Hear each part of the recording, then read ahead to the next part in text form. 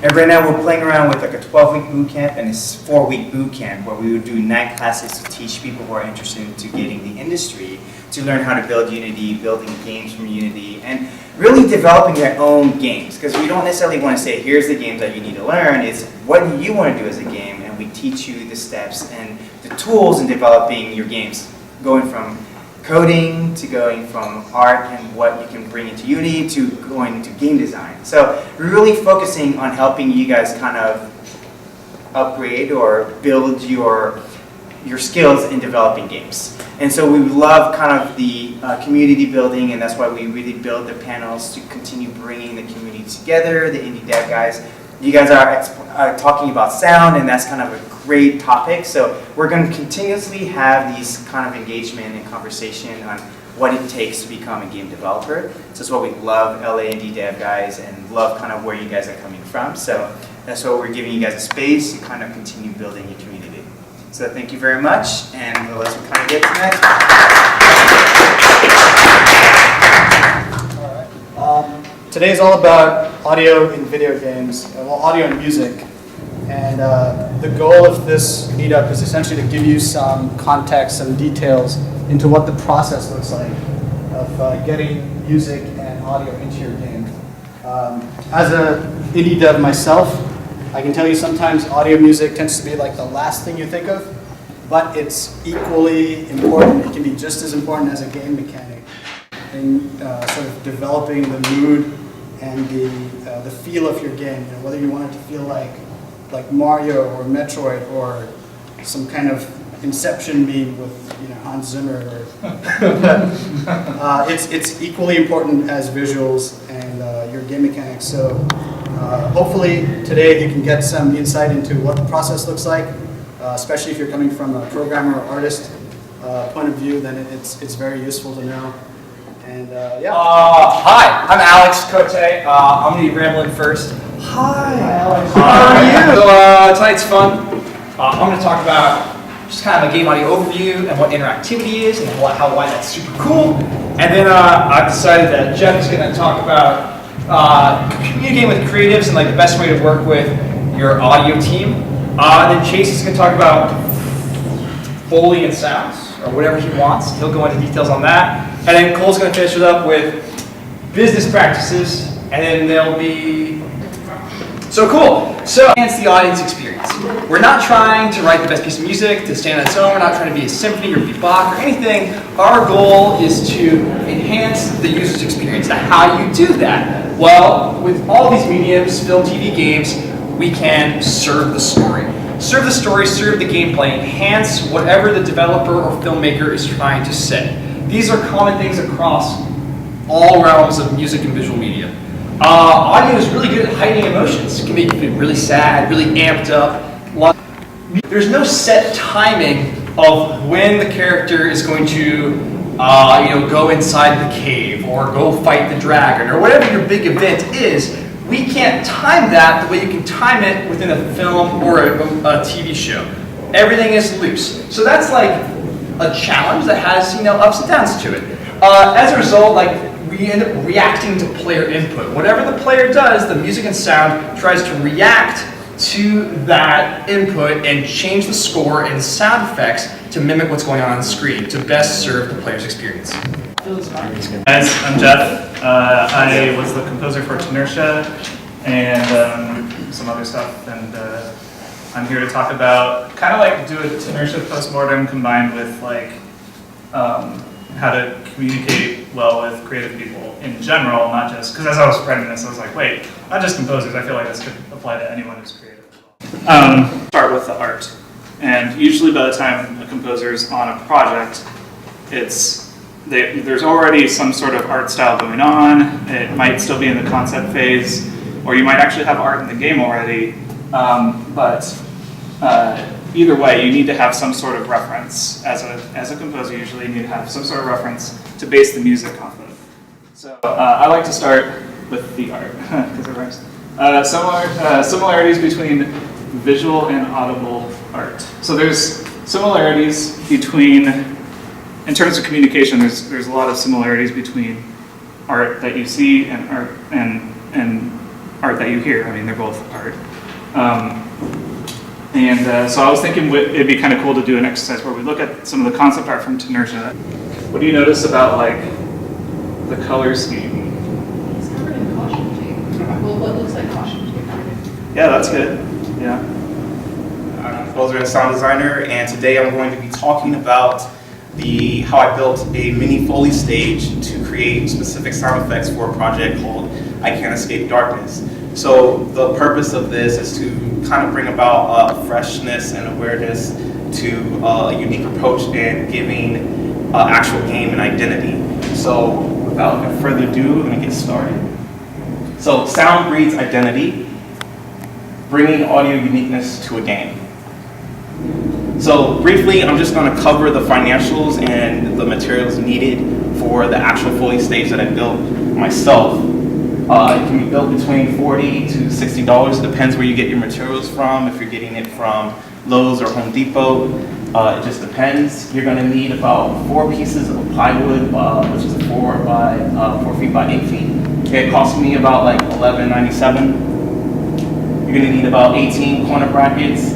It's about 58 cents each, and it came out to about $6.96. Some wood screws, they come in like a pack, they're pretty cheap, almost like $5. And some bedding foam, twin size. Now this is important, it's not in the picture that's going to show up right here. As you can see, here is the 4 by 8, and I actually used some leftover sound like isolation material because what happens is I have like external room noise.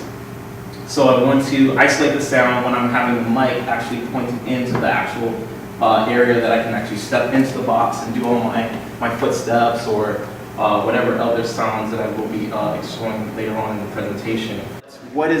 How is your sound identity for the sound effects going to actually impact this game itself? And the answer was, well, I'll use some sounds from freesound.org. That's okay, but it didn't give the actual game some character. Why? Because everyone is using it. It's accessible. Let's be honest. Like, throw some sounds up online, you get it. But does that give the game an actual identity? Does that give it character? Are you going to remember where that sound came from when you're doing certain events in the game? How is it going to work? It's pretty much not going to stand out. And the other reason I did it is limited resources of assets. So I only have so many like sound libraries that I purchase, like Sound Ideas or Boom sound effects libraries or things like that. And so I'm not finding necessarily the specific sounds that I want to have for like ancient room doors or stone keys that don't fit into the ruins of the actual game. So these came out of a necessity of what I actually needed. So I was like, I'll just create it myself. Like, why not? It's not going to cost me that much.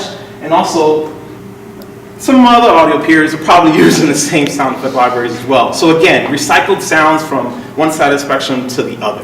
The benefit of actually hiring an actual audio person to bring on to the project to help you create this identity is, if you hire someone, they bring a lot of passion and experience and ideas, to the table. I brought the actual stage that I didn't see anybody really doing to create that. I mean, you have Sony doing like big, like creating their own sounds for certain things, and yes, you have other libraries that are doing that, but you're not going to get the little intricacies of the nuances for the experience for the game itself to have a character. I will be going down this. My name is Cole Hicks.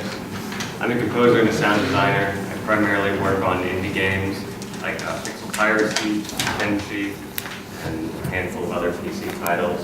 I'm working down at Obsidian right now on a contract, but I prefer working with indies if I can. So what I want to talk about today is we have learned the importance of bringing in an audio designer to your team. You need to hire them. How about the business portion of that? So I want to go down and talk about 2 things: an audio design document and the agreement that you'll formulate between them. So first and foremost, an audio design document. This is a document that presents everything about your game that you want to present either to the audio designer or you design in collaboration with him or her. It has information if you're getting bids and demos from other composers and sound designers, like what genre, what's the basic story overview. You're also including things like concept art, other assets that you might have, depending on when you bring in a developer. It's great. I personally, and I think most of the audio guys here will agree, that the earlier you bring us in, the better your product and the game will end up being. But let's say if you are in beta, then perhaps you have a playable build. That's fantastic if you can send that. That way we have a good idea of how to implement as well. But include that information, what engine you're using. You know, if Fmod works, you know, with certain engines a little bit better than others. The CryEngine has certain limitations that Unreal doesn't, even UDK versus Unreal 3 or now 4.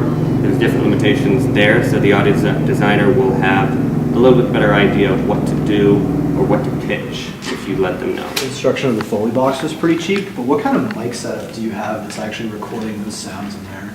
It's a good question. So I have a CAD GXL like condenser mic.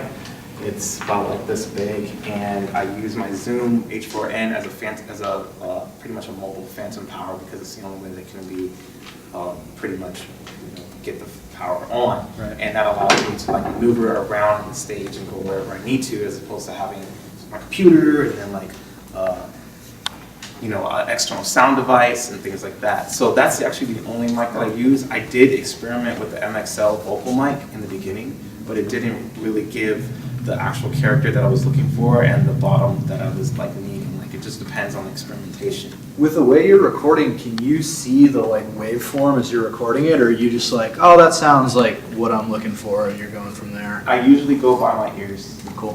Because that's the most, that's Yeah. what my job is. Cool. So,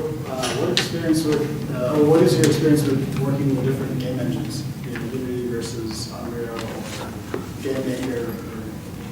I guess we go down the line. Sure, I'll start.